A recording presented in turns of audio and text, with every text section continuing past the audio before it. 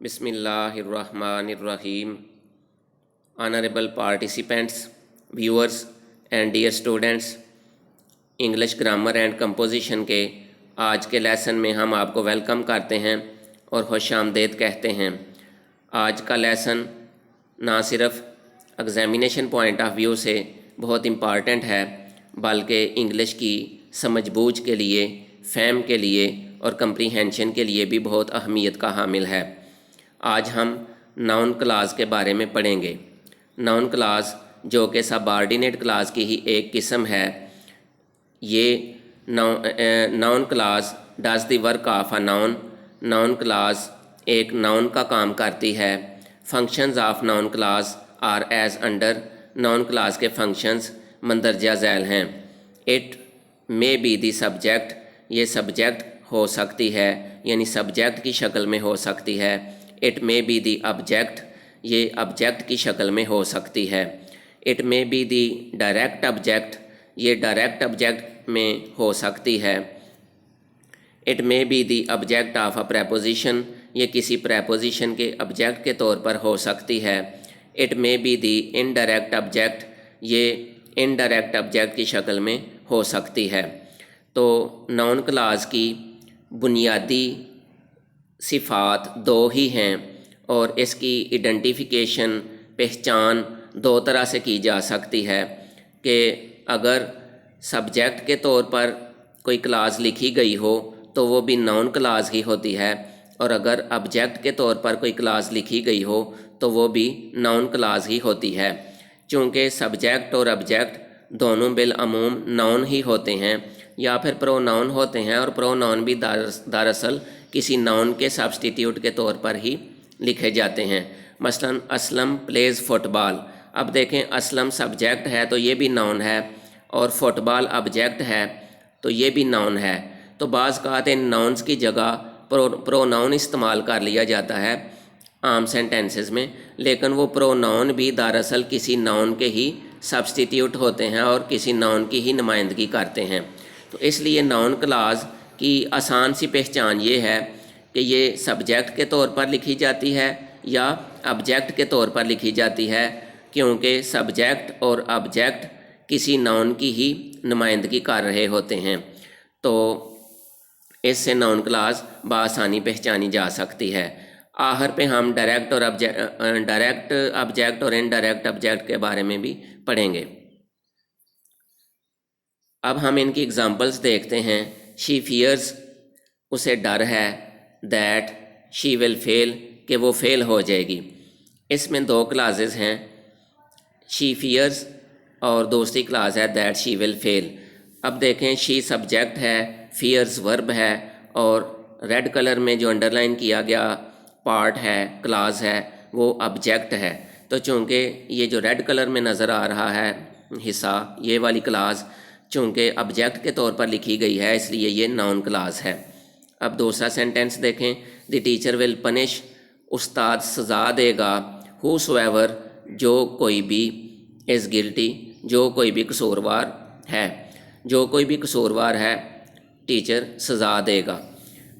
اب دیکھیں، دی teacher subject ہے، ول پنش ورب ہے، اور ریڈ کلر والا پارٹ، ریڈ کلر والی کلاز آبجیکٹ کے طور پر لکھی گئی ہے، جو کہ سرخ رنگ میں آپ کو نظر آ رہی ہے، ہوسو ایور از گلٹی۔ تو یہ چونکہ آبجیکٹ کی نمائندگی کر رہی ہے، اس لیے یہ ناؤن کلاز ہے۔ تیسرا سینٹینس دیکھیں، شی سیڈ، اس نے کہا، that she will come today, کہ وہ آج آئے گی۔ شی سبجیکٹ ہے، سیڈ ورب ہے، اور ریڈ کلر والی clause that she will come today, یہ ساری کی ساری آبجیکٹ کے طور پر لکھی گئی ہے۔ اس لیے جو بھی کلاز سبجیکٹ کی جگہ پر آئے یا آبجیکٹ کی جگہ پر آئے، وہ ہمیشہ ناؤن کلاز ہی ہوتی ہے، کیونکہ سبجیکٹ اور آبجیکٹ ناؤنز ہی ہوتے ہیں یا پھر کسی ناؤن کی نمائندگی کر رہے ہوتے ہیں۔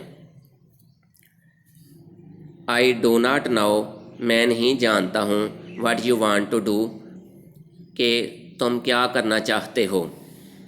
اب دیکھیں، آئی سبجیکٹ ہے، ڈو ناٹ نو ورب ہے، اور ریڈ کلر والی ساری کلاز یہ آبجیکٹ کی جگہ پر لکھی گئی ہے، اس لیے یہ جو ریڈ کلر میں ریڈ روشنائی میں، سرخ روشنائی میں آپ کو کلاس نظر آ رہی ہے what you want to do, یہ ساری کلاس ناؤن کلاس ہے۔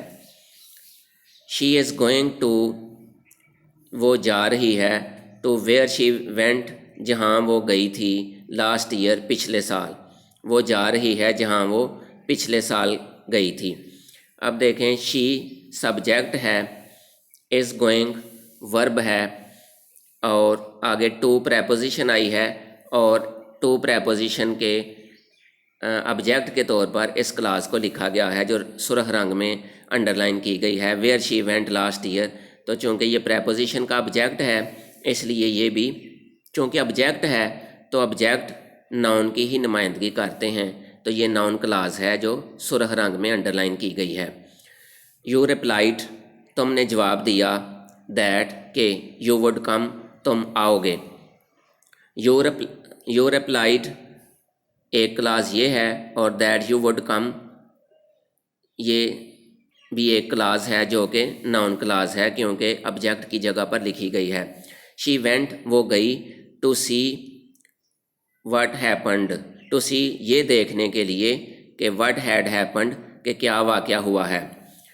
اس میں دو کلاسز ہیں، شی وینٹ ایک کلاس، شی وینٹ ٹو سی ایک کلاس یہ ہے، اور واٹ ہیڈ ہیپنڈ دوسری کلاس یہ ہے۔ تو واٹ ہیڈ ہیپنڈ جو ریڈ کلر میں لکھی گئی ہے یہ ناؤن کلاس ہے کیونکہ یہ ناؤن کے طور پر کام کرتی ہے۔ I noticed that the clock had stopped، اس میں I سبجیکٹ ہے، noticed ورب ہے، اور that the clock had stopped یہ ساری کلاس آبجیکٹ کی جگہ پر آئی ہے، تو اس لیے that the clock had stopped یہ ساری ناؤن کلاس ہے جو کہ سرخ رنگ میں انڈر لائن کی گئی ہے۔ She had discussed، وہ ڈسکس کر چکی تھی، how she could improve matters کہ وہ معاملات کو کیسے حل کر سکتی ہے۔ شی ہیڈ ڈسکسڈ ایک کلاس یہ ہے، اور دوسری class how she could improve matters یہ ایک کلاس یہ ہے۔ بلیک کلر میں جو آپ کو کلاس نظر آ رہی ہے یہ شی ہیڈ ڈسکسڈ یہ مین کلاس ہے یا پرنسپل کلاس ہے، اور how she could improve matters یہ سب آرڈینیٹ کلاس ہے جو کہ ناؤن کلاس کی شکل میں آپ کو نظر آ رہی ہے۔ The class has discussed what they should make for the party, the class has discussed class discuss کر چکی ہے کہ وٹ دے شوڈ میک انہیں کیا کرنا چاہیے فار دی پارٹی، پارٹی کے لیے۔ دی کلاس ہیز ڈسکسڈ یہ مین کلاس ہے، اور ریڈ کلر میں جو انڈر لائن کی گئی ہے یہ سب آرڈینیٹ کلاس یا ڈیپینڈنٹ کلاس ہے جو کہ ناؤن کلاس کی نمائندگی کر رہی ہے۔ اس میں چونکہ ناؤن کلاس اس کو اس لیے کہتے ہیں، دی کلاس سبجیکٹ ہے، ہیز ڈسکسڈ ورب ہے، اور آگے جو سرخ رنگ میں لکھی گئی کلاس ہے ناؤن کلاس یہ چونکہ آبجیکٹ کی جگہ پر آئی ہے اس لیے یہ ناؤن کلاس ہے۔ تو ناؤن کلاس کی آسان سی پہچان یہی ہے کہ یہ سبجیکٹ کی جگہ پر آئے گی یا پھر آبجیکٹ کی جگہ پر آئے گی، چونکہ سبجیکٹ اور آبجیکٹ دونوں کسی ناؤن کی ہی نمائندگی کر رہے ہوتے ہیں، اس لیے سبجیکٹ پر لکھی جانے والی کلاس اور آبجیکٹ کی جگہ پر لکھی جانے والی کلاس ناؤن کلاس ہی ہوگی۔ پلیز نوٹ، مہربانی کر کے نوٹ کریں کہ direct object denotes, direct object ظاہر کرتا ہے تھنگس چیزوں کو، ویئر ایز جبکہ indirect object denotes, indirect object ظاہر کرتا ہے پرسنز کو۔ ایگزامپلی گریشیا مثلاً شی give me a camera. Us sentence میں شی سبجیکٹ ہے، گیو ورب ہے، می بھی آبجیکٹ ہے، اور اے کیمرہ یہ بھی آبجیکٹ ہے۔ تو اب ہم نے پہچاننا ہے کہ اس میں سے ڈائریکٹ آبجیکٹ کون سا ہے اور انڈائریکٹ آبجیکٹ کون سا ہے۔ تو آپ کو میں نے آسان بتایا ہے کہ انڈائریکٹ آبجیکٹ پرسنز کے لیے ہوتا ہے، اس میں می چونکہ کسی پرسن کے طور کی نمائندگی کر رہا ہے، کسی پرسن کے سبسٹیٹیوٹ کے طور پر لکھا گیا ہے، تو اس لیے می انڈائریکٹ آبجیکٹ ہے جبکہ کیمرہ کسی چیز کو ظاہر کر رہا ہے تو کیمرہ ڈائریکٹ آبجیکٹ ہے. تو انڈائریکٹ آبجیکٹ پہلے لکھا جاتا ہے اور ڈائریکٹ آبجیکٹ فقرے میں بعد میں لکھا جاتا ہے.